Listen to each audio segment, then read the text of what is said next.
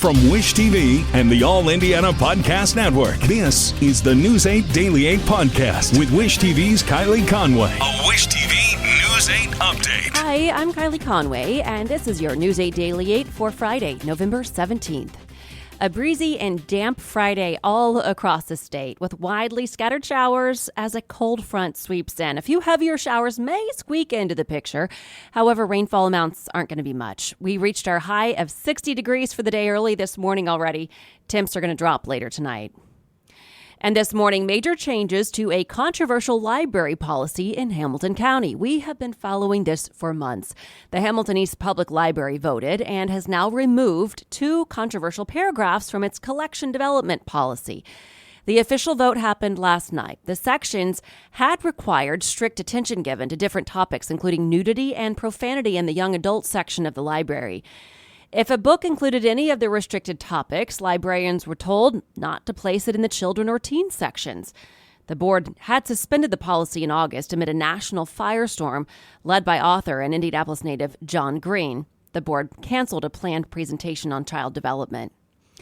A 14-year-old is dead and another teenager is in critical condition after a shooting on the east side of Indianapolis. This is the second teenager killed in gun violence this week. IMPD says the new shooting happened last night on Emerson Avenue near 32nd Street. Officers say their surviving victim went to Riley Hospital for Children. It's not clear what led up to the shooting. Police have not announced any arrests. To iTeam8, where the judge in the Delphi murders claims Richard Allen waited too long to complain about sealed documents in the case. Judge Francis Gohl filed that argument with the Indiana Supreme Court Thursday. Judge Gohl also defended keeping some documents private, saying Allen's attorneys violated state and federal privacy standards. Judge Gohl has until November 27th to answer questions about reinstating Allen's original lawyers and her possible removal from the case. Staying with iTeam8, where anger and confusion are growing over the unexpected and unexplained resignation of the CEO of Newfields. Dr. Colette Burnett stepped down Friday after less than 1.5 years on the job. Community groups are now demanding answers about what happened behind closed doors. iTeam8 senior investigative reporter Richard Essex is following the story. Newfields put out a statement earlier saying that they thank Dr. Burnett for her service with no explanation on why the sudden departure. Why did this happen? What is happening, right? So they owe us an explanation. Katrina Owens of Indiana Black Expo is not letting Newfields off the hook easily. After Dr. Burnett was hired, IBE and the museum partnered on several events. IBE held summer celebration events at Newfields, bought memberships from volunteers. They responded to the museum through participation, and they want answers on why Dr. Burnett left. Why it was so abrupt, as they say, but why was it? So we still don't have clear answers, and so we're asking Newfields to give us, in the community, because they owe us that. In a joint statement released by Indiana Black Expo and the Urban League, due to the nature of the announcement and the negative perception it has created, the Newfields board leadership owes the community an explanation about the resignation of Dr. Colette Pierce Burnett. Dr. Burnett opened the Newfields door to many African-American organizations and the entire community, and we have personally witnessed the buzz and excitement around her leadership. We were looking forward to expanding the partnership with Newfields in 2024, which has come to a complete halt. She's become a pillar in the community, and her expertise and leadership are sorely needed in Indianapolis.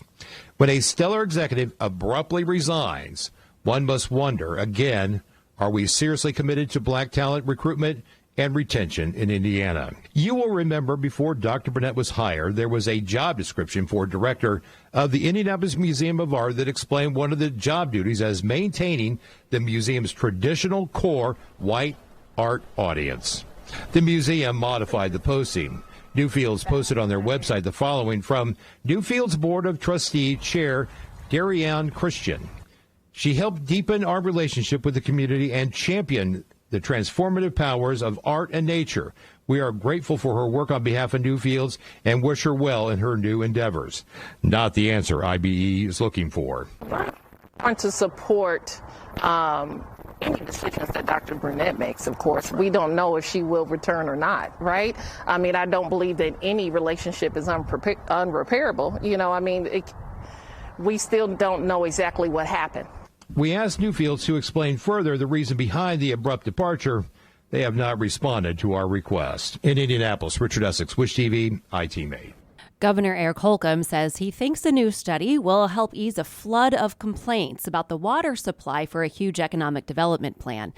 That plan will divert water from northern Indiana to the massive site in Boone County. News 8's government reporter Garrett Berquist spoke directly with the governor during his trip overseas.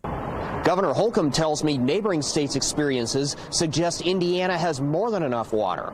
Holcomb this week ordered the Indiana Finance Authority to oversee ongoing water studies and to move up a larger study in 12 northwest Indiana counties. The order comes after an initial study found the Wabash River aquifer, which covers much of the state, can support the LEAP district's needs without any noticeable impact. Holcomb explained his decision to me during a call from Africa, where he's visiting National Guard soldiers deployed there. We have water.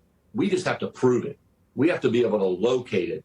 And that's what the study will do. And so we have an opportunity to net some very big game, so to speak. Residents and city officials along the I-65 corridor have said they don't trust the results so far. They say the project will deprive nearby communities of water. This fall, landowners told iTeammate water tests left their well water sandy and smelly.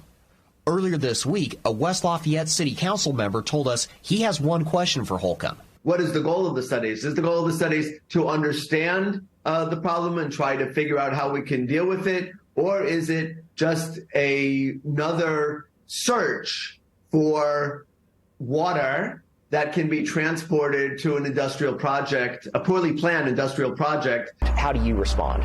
If we want to continue to operate in a brain gain posture, not brain drain, we need these projects that are speaking to opportunities well into the future. And that will require water wells. And that will require the data to not just determine where and how fast we can grow, but these studies will show us and address both the supply and the demand well into the future. Holcomb says the Indiana Finance Authority's study now is scheduled to be completed by the fall of 2024. I'm Garrett Bergquist for Wish TV, wishtv.com, and like us on Facebook. iTeammate is talking to business owners in Broad Ripple, angry over slow construction. They say they're losing money because of work that has taken 4 times longer than it was supposed to. The owner of Union Jack tells us the pub has lost about 70% of its business in just the last few months. Chelsea Wetzel says the city told her the main disruption to the area would last 135 days, but it's now been more than 570 days.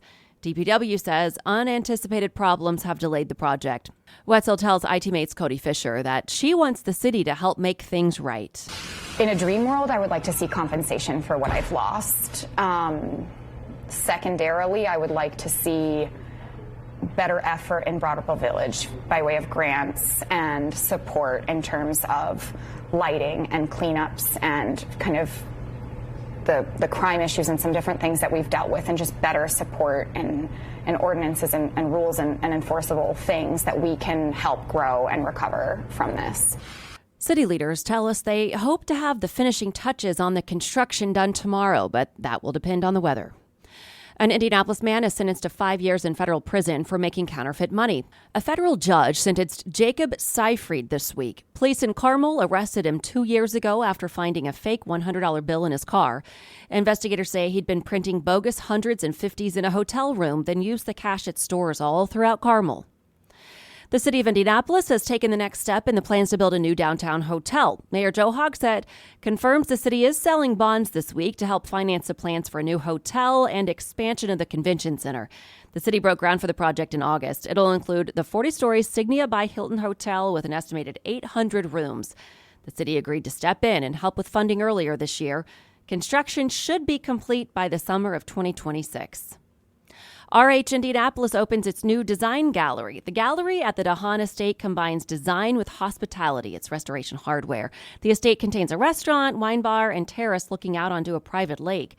There are also art installations and an interior design studio. The estate is one of the country's most accurate 16th century style villas. The opening ceremony is at 11 o'clock this morning.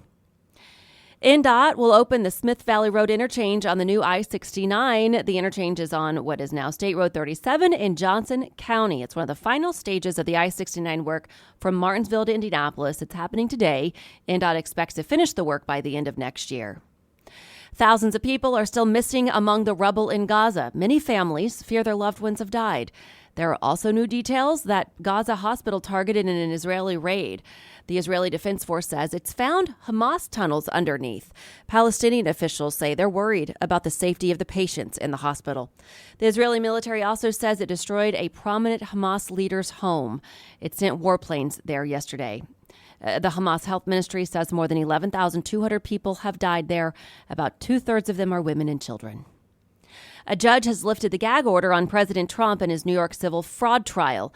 An appeals court judge blocked the order yesterday. Trump's lawyers have argued it infringes on his right to free speech. The trial judge issued the gag order after the former president made comments about court clerk Allison Greenfield.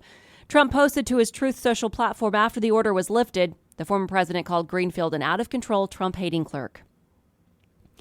Rapper and producer Sean Combs has been accused of rape and physical assault by a former partner. The music mogul, formerly known as Puff Daddy and P. Diddy, is the subject of a lawsuit. Singer Cassandra Ventura said that she was the subject of the abuse during their relationship. Ventura said that she filed the suit before the Adult Services Act expires next week. Combs' lawyer has denied all allegations against the singer. The Oakland Athletics will soon become only the second MLB team in the past half-century to move to a new city. All 30 owners unanimously voted yesterday for the team to relocate to Vegas, but their new stadium will not be complete until 2028. The Athletics are expected to play one more season in Oakland. However, it's unclear where the A's will play after that, leading up to the move. The other team was the Montreal Expos, who became the Washington Nationals in 2005. And business headlines. United Auto Workers employees at General Motors approved a new 4.5-year labor contract by a slim margin. Workers voted 54.7% to approve the labor deal in a nail-biter count that came down to the final facilities after several major factories rejected the contract. The contracts were also approved at Ford and Stellantis. Customers will be able to shop for, equip, and buy a car at Amazon.com and schedule delivery through a local Hyundai dealer. The agreement is an expansion of a deal announced 2 years ago to expand Hyundai's digital showroom on Amazon.com. Car dealership stocks tanked after the Amazon announcement. Investment funds have become huge buyers of U.S. farmland, amassing over 1 million acres as they seek a hedge against inflation and aim to benefit from the growing global demand for food. It's according to data reviewed by Reuters and interviews with fund executives. The trend worries some U.S. lawmakers who fear corporate interests will make agricultural land unaffordable for the next generation of farmers. Those lawmakers are floating a bill in Congress that would impose restrictions on the industry's purchases.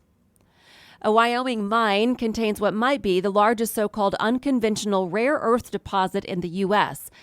Rare earth minerals are in ever greater demand for a variety of uses, including electric vehicles and offshore wind turbines.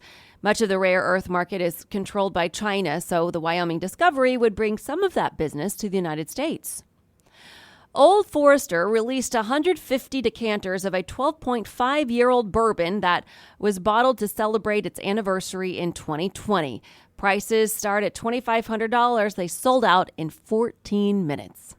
This has been your News 8 Daily 8 for Wish TV. I'm Kylie Conway, online at wishtv.com, and like us on Facebook when you search Wish TV. This is the News 8 Daily 8 podcast with Wish TV's Kylie Conway. A Wish TV News 8 update on demand for even more on demand and on the go. Connect with Wish TV on Facebook at wishtv.com and on the free Wish TV mobile app. Thank you for listening. And be sure to like, subscribe, and follow this podcast for updates every weekday morning on the All Indiana Podcast Network and wherever you get your podcast.